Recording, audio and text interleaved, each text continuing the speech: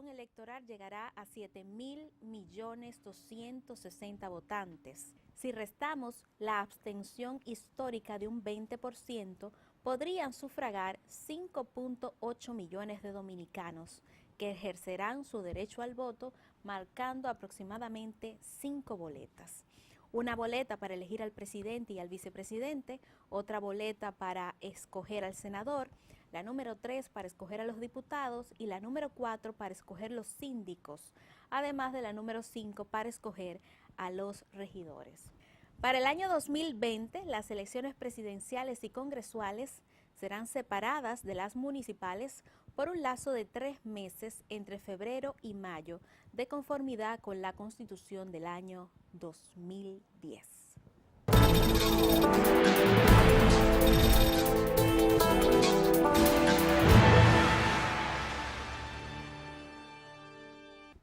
Para hablar del sistema electoral dominicano, vamos a hacer contacto con Francisco Sánchez, quien se encuentra en el país haciendo una visita académica. Profesor, gracias por estar con nosotros. Gracias a usted por la invitación. Si el sistema electoral funciona mal, ¿afecta a la democracia? Funcionan los sistemas. Tiene que ver más bien con que faciliten más o menos la vida al votante y faciliten mejor o peor la formación de gobierno y trasladar los votos a escaños y que esa sea una representación mucho más efectiva.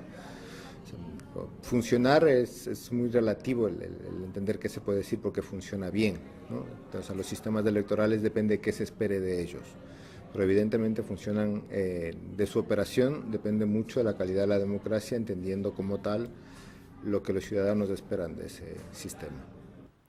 ¿Cómo evalúa el sistema electoral dominicano?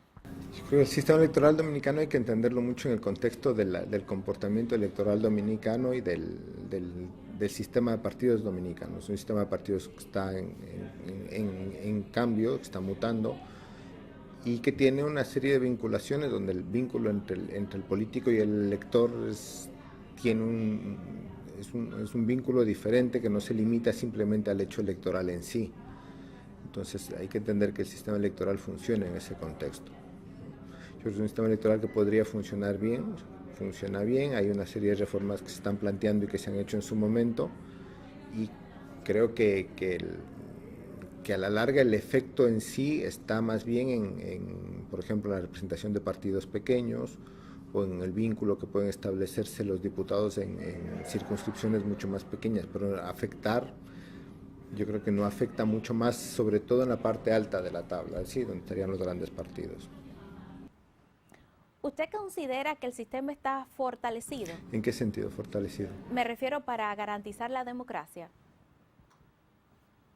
Sí, ya digo, o sea, hay que entender, la democracia es una búsqueda permanente, ¿no? Entonces los partidos tienen que ir buscando mejor calidad en la representación. No nos olvidemos que los partidos son un mecanismo de representación, pero a la vez son un mecanismo de gobierno.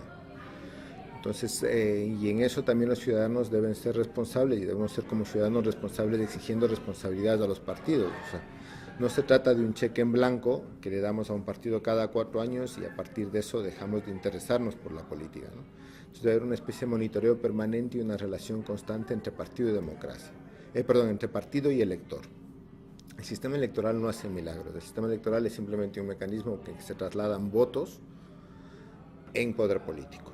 Claro, pero la operación del poder político depende del partido y los partidos muchas veces tienen que reaccionar en función de los intereses de los electores, pero a la vez los electores se ven alimentados por cuál es el tipo de estímulo y respuesta que tienen por parte de los partidos. Entonces se convierte en una especie de círculo y este círculo puede ser o virtuoso o vicioso. El sistema dominicano electoral se ha modificado en varias ocasiones. ¿El cambio de regla mejora el sistema? El cambio de reglas puede mejorar el sistema si se sabe qué se quiere mejorar. ¿Entiendes? Es un problema, ¿no? Hay un politólogo que se llama Giovanni Sartori que te dice que cuando se quiere reformar se debe saber qué, cómo, dónde y por qué reformar, sobre todo, ¿no? Entonces, claro que el cambio de reglas afecta al sistema de partidos, pero no nos olvidamos que el sistema de partidos también está muy anclado a la sociedad y por más que yo quiera cambiar el comportamiento de los ciudadanos a través de un cambio del sistema electoral, no voy a conseguir si existen fuertes fidelidades partidistas. Entonces, ¿qué se busca cambiando sistemas electorales? Yo creo que hay muchísima novelería con el tema de cambios de sistemas electorales, ¿no? Los sistemas electorales no hacen milagros. O sea, ¿por qué? Porque los actores políticos van a buscar una serie de estrategias para adaptar el sistema electoral siempre, o sea, van a tratar de jugar con las reglas del sistema para conseguir más beneficios, ¿no? Pensemos en un partido de fútbol, por ejemplo. Las reglas van a ser iguales para todos, pero dentro de eso un equipo puede tener una estrategia más agresiva, puede tener un partido más brusco, más tosco, más violento, que ataque más al rival, y hay otro que puede tener una estrategia mucho más técnica, más defensiva y demás. O sea, los dos están jugando el mismo partido, las reglas son iguales para todos, pero el comportamiento de los actores dentro del campo es diferente. Entonces eso pasa igual a nivel político. Y sobre todo yo creo que se ha pensado mucho en los efectos, no se ha pensado poco más bien en los efectos no deseados de los sistemas electorales, ¿no? Muchas veces se quiere pensar que es mejor más representación, y puede ser cierto que es mejor más representatividad del sistema electoral, pero las medidas que se han adoptado no necesariamente significan más representatividad, y más bien suelen tener unos efectos negativos desde el punto de vista que desestabilizan el funcionamiento del sistema o generan muchos más vicios que virtudes. La temática electoral con perspectiva de género, ¿usted cree que aún puede mejorarse?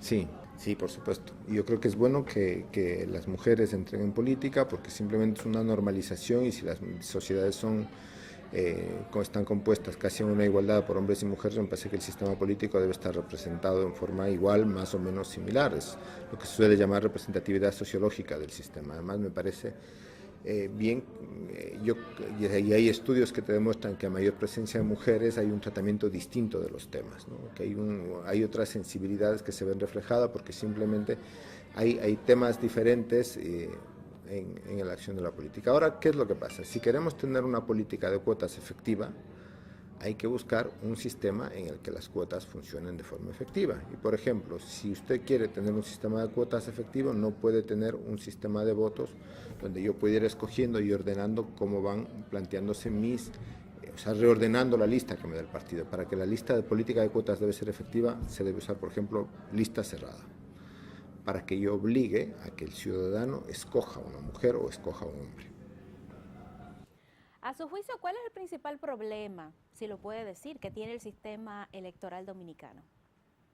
Eso no le voy a contestar, pero yo sí le podría decir que lo que se debería buscar serían mecanismos que permitan eliminar lo que los propios actores políticos consideren que son los vicios de la política local, ¿no? O sea, ¿cuáles son los problemas de la política local? Para este tipo de reformas es necesario que haya un consenso de los actores, es decir, todos aquellos que de cierta manera podrían desestabilizar el sistema estén de acuerdo en mantenerlo fuerte. Siempre va a haber pequeños actores políticos que no estén de acuerdo, pero lo importante es que haya un consenso de los poderosos, de los que tienen capacidad desestabilizadora. Entonces, esos partidos que tienen capacidad desestabilizadora deben ponerse de acuerdo en qué es lo que se debe hacer, para fortalecer el sistema electoral. Entonces, yo, como le decía, no me atrevo a decir cuál es el principal problema, porque el sistema electoral depende mucho de qué se espere de él, y hay algo que a mí me puede parecer que está mal, pero para los actores políticos le puede parecer que esté bien. Le voy a hacer la pregunta del millón, que es la pregunta que se hace todo el mundo en América Latina. ¿Cómo evitar que el dinero sucio llegue a la financiación de las campañas electorales?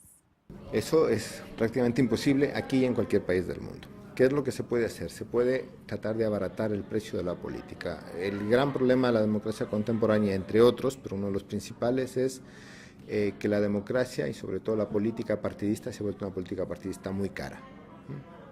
Y si usted se pone a revisar los escándalos de corrupción que hay en el mundo, o que han salpicado a políticos que se pensaban intachables, como Helmut Kohl, por ejemplo, suelen ser escándalos de financiamiento de partidos. Es decir, los partidos necesitan demasiado dinero para la campaña, y el dinero fácil es el que se gasta fácil. Entonces, gastar dinero en una campaña puede ser muchas veces dinero a fondo perdido, y la cantidad de gente dispuesta a perder dinero no es mucha. La gente que suele estar dispuesta a perder dinero suele ser gente a la que no le costó mucho ganar ese dinero o que le resulta fácil volver a ganar dinero. Entonces eso suele estar muy asociado a actividades ilícitas. ¿Qué es lo que podemos hacer? Ayudar a que los políticos no caigan en sus manos.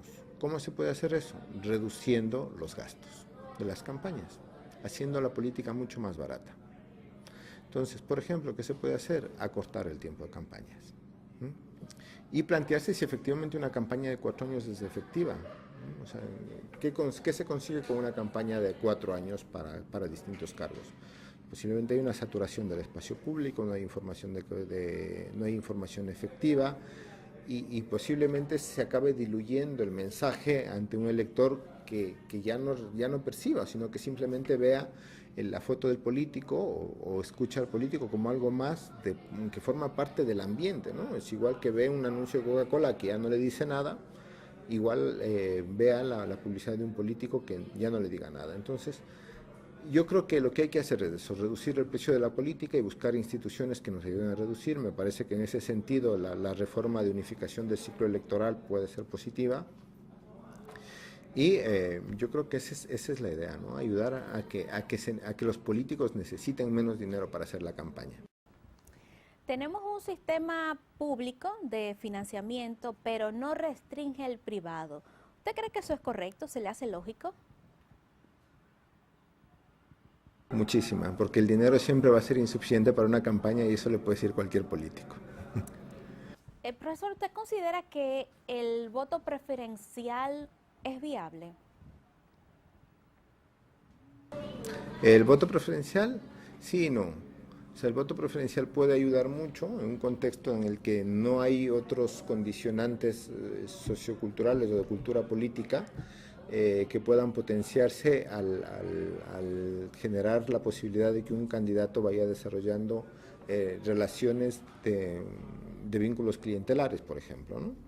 Si es que hay un candidato que se ve forzado a establecer una relación mucho más directa a través de algún tipo de intercambio con sus votantes para poder moverse dentro de la lista, hay que tomar en cuenta que eso podría ser a la larga un problema, ¿no? Porque, por ejemplo, necesitamos mucho más dinero en la campaña. Y después hay otra cuestión, que es muy interesante el voto preferencial, es que aumenta exponencialmente el gasto en campaña. ¿Por qué? Porque ya no hay una campaña, hay varias campañas, ¿no? Entonces, pensemos en un partido que presenta 10 candidatos en una circunscripción. En el fondo habrían 10 campañas. Sería la del partido y la del candidato del partido 1, el candidato del partido 2, el candidato del partido 3, el candidato del partido. Entonces, primera cuestión. Segunda cuestión, es muy difícil hacer campaña en contra del candidato del partido, de tu mismo partido. Entonces, es muy difícil que yo tenga que hacer una campaña propositiva porque el mensaje del partido se supone a priori que es igual para todos. Y se supone que yo no puedo atacar al candidato de mi partido porque estaría tirando piedras sobre mi propio tejado. Entonces me obligan a generar una serie de estrategias diferenciadas que suelen pasar por ejemplo, el intercambio de bienes y regalos y cosas así. ¿Y eso qué hace? Eso me conecta con la pregunta anterior, ¿no? O sea, me sube el precio de la campaña y algo que en principio es bueno porque ayuda a que las directivas de los partidos no tengan control directo sobre la lista o el orden de la lista, me ha generado un efecto negativo por el otro lado. Por eso le decía, ¿no? Hay que pensar mucho en las reformas de qué, por qué y cómo. En nuestro país, los partidos minoritarios, los pequeños, siempre se quejan de que no pueden competir en iguales condiciones, que a veces cuando hay un partido que se reelige no pueden competir con el Estado. ¿Usted qué recomendación les da? Yo les diría que muchas veces si uno es de un partido pequeño es porque posiblemente tiene pocos electores. Entonces la pregunta es ¿por qué tienes pocos electores? Uno, porque puedes tener un mal candidato. Dos, porque hay una propuesta que no encaja o que no llega a la sociedad o no consigues conectar con el electorado. O sea, me parece que es un poco presumido pensar que única y exclusivamente el problema está en que hay grandes partidos o el hecho de que existan partidos que estén en el gobierno y que supuestamente utilizan su presencia dentro del gobierno para hacer campaña sea el único factor que hace que yo pierda elecciones. O sea, yo les invitaría a que piensen realmente si es que el problema pasa por ahí o es que el problema es que son candidatos poco conocidos o candidatos malos o candidatos con propuestas que no gustan. O sea, hay una serie de factores, no es que puedas competir, o sea. Finalmente, ¿qué reflexiona, qué mensaje nos deja? Yo creo que es, o sea, yo creo que se puede hacer cosas interesantes, ¿no?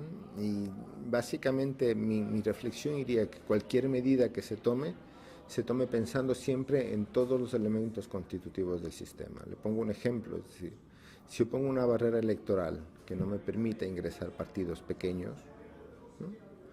Para que esos partidos pequeños después no puedan entrar por la ventana al Congreso a través de una coalición, por ejemplo. No tiene sentido poner un umbral si después le estoy dando la puerta de entrada a través de otro sistema. Ese sería un ejemplo. Dos, si es que quiero fortalecer efectivamente el voto preferencial, no puedo darle la oportunidad a la cúpula del partido que negocie las primeras candidaturas con un representante de otro partido porque hay una coalición o hay un grupo de interés que está detrás, ¿no? Entonces, como le decía, si hago reformas me las debo tomar en serio y no hacerme la ley y la trampa, ¿no?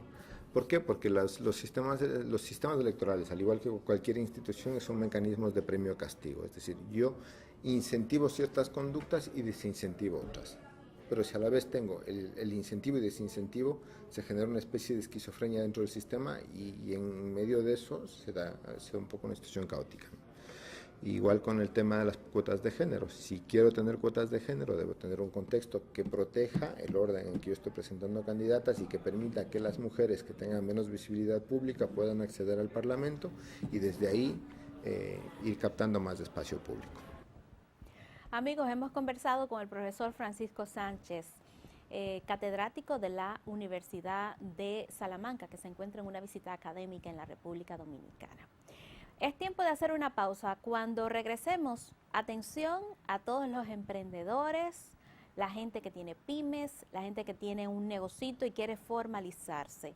Les tengo los detalles del desarrollo de las pymes en la República Dominicana con el ingeniero Ignacio Méndez.